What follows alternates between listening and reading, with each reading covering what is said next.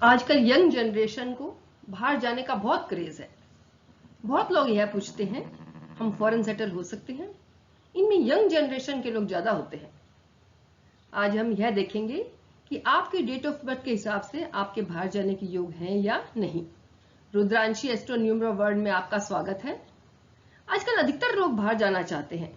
घूमने जाना तो आजकल एक आम बात हो गई है, लेकिन यंग जनरेशन में तो अधिकतर लोग बाहर सेटल होना चाहते हैं। कोई बाहर पढ़ाई के लिए जाना चाहता है, तो कोई बिजनेस के लिए बाहर जाना चाहता है। बाहर जाने का लोगों में बहुत क्रेज है। लोग यह समझते हैं कि बाहर जाएंगे, वहां आसानी से काफी पैसा कमा लेंगे, आराम से रहेंगे, पर यह सच्चाई नहीं है। कई लोग बाहर जाते हैं, आराम से वहां सेट भी हो जाते हैं, पैसा भी काफी कमा लेते हैं।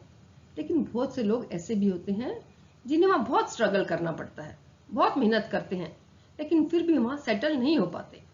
जितना आसान समझते हैं उतना आसान है नहीं।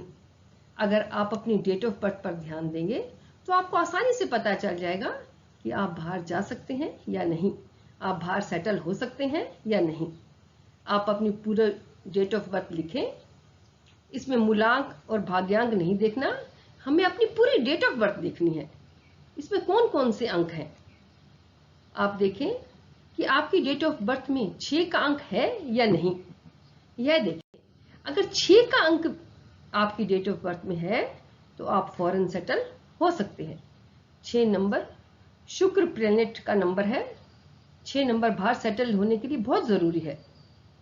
अगर 6 नंबर आपकी डेट ऑफ बर्थ में नहीं है तो इसका मतलब यह नहीं है कि आप फॉरेन सेटल नहीं हो सकते। अब आप देखें कि आपकी डेट ऑफ बर्थ में 5 का अंक है या नहीं। अगर 6 का अंक नहीं है और 5 का अंक आपकी डेट ऑफ बर्थ में है तो भी आप बाहर सेटल हो सकते हैं। 6 और 5 नंबर में से दोनों में से एक भी नंबर आपकी डेट ऑफ बर्थ में है तो आप बाहर सेटल हो सकते हैं। अगर 6 और 5 में से दोनों नंबर आपकी डेट ऑफ बर्थ में नहीं है तो आप देखें कि 7 नंबर आपकी डेट ऑफ बर्थ में है या नहीं। 6 और 5 नहीं है और 7 नंबर अगर आपकी डेट ऑफ बर्थ में है तो भी आप बाहर सेटल हो सकते हैं। मैंने कई डेट ऑफ बर्थ देखी हैं जिनमें 5 और 6 नंबर नहीं है, 7 नंबर है, और वह फॉरेन में बहुत अच्छे सेटल हैं, बहुत खुश हैं वहां, क्योंकि 7 नंबर केतु ग्रह का नंबर है। केतु ग्रह एक सेपरेटिव प्लेनेट है, इसलिए अगर आपकी डेट ऑफ बर्थ में 7 नंबर है तो भी आप बाहर जा सकते हैं, वहां सेटल हो सकते हैं। अब आप देखें कि आपकी डेट ऑफ बर्थ में 4 नंबर है जो कि राहु का नंबर है। अगर 4 नंबर आपकी डेट ऑफ बर्थ में है तो भी आप घूमने फिरने या थोड़े समय के लिए बाहर जा सकते हैं। सेटल होने का तो नहीं कह सकते, लेकिन थोड़े समय के लिए आप बाहर घूमने फिरने या आप हो सकता है थोड़े बिजनेस के लिए, एजुकेशन के लिए थोड़े टाइम के लिए जा सकते हैं। अब अगर आपके पास 5, 6, 7 यह तीनों नंबर नहीं है तब भी इसका मतलब यह नहीं है कि आप बाहर नहीं जा सकते। आप जा सकते हैं। अगर आपके पार्टनर की डेट ऑफ बर्थ में यह नंबर है तब भी आप बाहर जा सकते हैं।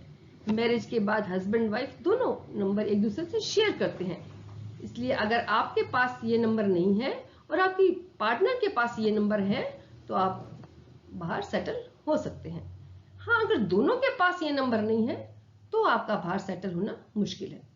आप फॉरेन जा सकते हैं और वहां जाएंगे भी तो आपको फिर अगर आपके ये दोनों में ये नंबर नहीं है तो आपको वहां स्ट्रगल करना पड़ सकता है। हो सकता है आपको वापस आना पड़े, फाइनेंशियल लॉसेस भी हो सकते हैं। एक बात और भी हमें देखनी है कि हर कंट्री का नेम नंबर अलग होता है। अगर जैसे यूएसए का नेम नंबर 1 है, कनाडा का नेम नंबर 6 है, ऑस्ट्रेलिया का 4 है, ऐसे ही हर कंट्री का नेम नंबर अलग होता है। तो आपको ये भी देखना है कि आपका मूलांक है वो किस कंट्री के नेम नंबर के साथ फ्रेंडली है। जैसे आपका मूलांक 8 है और अमेरिका का नेम नंबर 1 है और आप अमेरिका जाना चाहते हैं तो आपको वहां स्ट्रगल करना पड़ सकता है, क्योंकि दोनों नंबर एक दूसरे से एंटी हैं। इसलिए आपको यह जरूर देखना है कि आपका जो है मूलांक है वो जिस कंट्री में आप जाना चाहते हैं उनके साथ फ्रेंडली हो, तभी आपको वहां सक्सेस मिलेगी। और मैं आपको कंट्री के नेम नंबर की एक लिस्ट दे देती हूँ। जैसे फ्रांस का नेम नंबर 6 है, कनाडा का 6 है, स्पेन का 9 है, इटली का 1 है, और तो ऐसे ही ये सारे नंबर हैं। आप यहाँ देखिए और अपने मूलांक के साथ जो आपका फ्रेंडली नंबर है उस उस कंट्री में आपको ज्यादा सक्सेस मिलेगी। अब मैं आपको बताती हूं कि आपकी कुंडली के हिसाब से आपको कैसे पता चलेगा कि आप बाहर जा सकते हैं या नहीं। सबसे पहले हम यह देखते हैं कि कौन कौन से भाव फॉरेन सेटलमेंट के लिए देखे जाते हैं।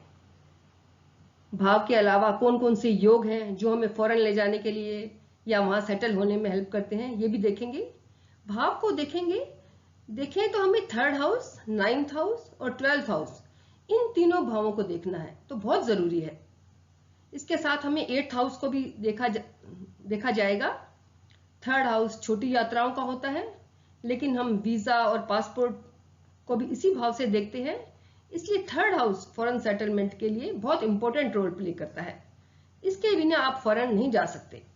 9th हाउस दूर की यात्राओं के लिए देखा जाता है, यहां से हम धार्मिक यात्रा भी देखते हैं। मेन फॉरेन जाने के लिए 12th हाउस को देखा जाता है। 11th हाउस को भी देखा जाता है, क्योंकि 11th हाउस इच्छा पूर्ति का स्थान है। और हम कोई ग्रह देखें तो शुक्र ग्रह फॉरेन के लिए हम देखेंगे शुक्र ग्रह की क्या पोजीशन है, क्योंकि शुक्र ग्रह लग्जरी, ट्रेवलिंग इसका कारक भी है। और अगर राहु आपकी कुंडली में 12वें भाव में हो तो भी फॉरेन की यात्रा का योग बनता है। अब मैं आपको बताती हूं कि योग, अगर आपकी कुंडली में कौन कौन से योग हो तो आप बाहर सेटल हो सकते हैं। सबसे पहला योग, अगर लगन का स्वामी 12th में हो और 12th का स्वामी लगन में हो तो भी बाहर जाने के योग बनते हैं। अगर 12th भाव का स्वामी भाग्य भाव में हो या भाग्य भाव का स्वामी 12th में हो तो भी बाहर सेटल होने के योग बनते हैं। अगर 12th भाव का स्वामी 10th में हो और 10th का स्वामी 12th में हो तो भी फॉरेन सेटलमेंट के योग बनते हैं। अगर 10th का स्वामी 8th भाव में हो तो भी फॉरेन सेटलमेंट होने के योग बनते हैं। आप रिसर्च के लिए बाहर जा सकते हैं, गल्फ कंट्रीज जा सकते हैं, वहां पेट्रोलियम और कोयले की खानों में काम के लिए आप वहां सेट हो सकते हैं। ये तो कुछ योग बताए हैं, इससे भी ज्यादा जरूरी है 4th हाउस को देखना। 4th हाउस से हम सुख को देखते हैं, मातृभूमि को, अपने घर को देखते हैं। जब तक 4th हाउस पीड़ित नहीं होगा आप बाहर सेटल नहीं हो सकते। बाहर सेटल होना आपका मुश्किल है। 4th हाउस का पीड़ित होना बहुत जरूरी है। अगर 4th हाउस पर राहु, केतु, सूर्य, शनि, इन सेपरेटिव ग्रहों का प्रभाव होगा तभी आप बाहर जा सकते हैं।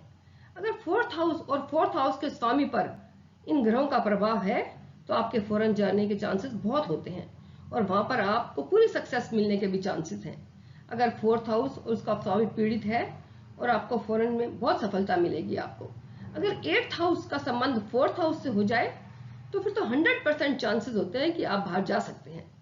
अगर 4th हाउस पीड़ित है और 8th हाउस का संबंध भी बन रहा है तो आप फॉरेन सेटल होने के पूरे चांसेस है आपके। इसलिए 4th हाउस का पीड़ित होना बहुत जरूरी है। जब तक 4th हाउस पीड़ित नहीं होगा आपको बाहर सफलता मिलने के चांसेस नहीं होंगे। इसलिए 4th हाउस को जरूर देखना है। ये मैंने आपको थोड़ा सा संक्षिप्त में बताया है।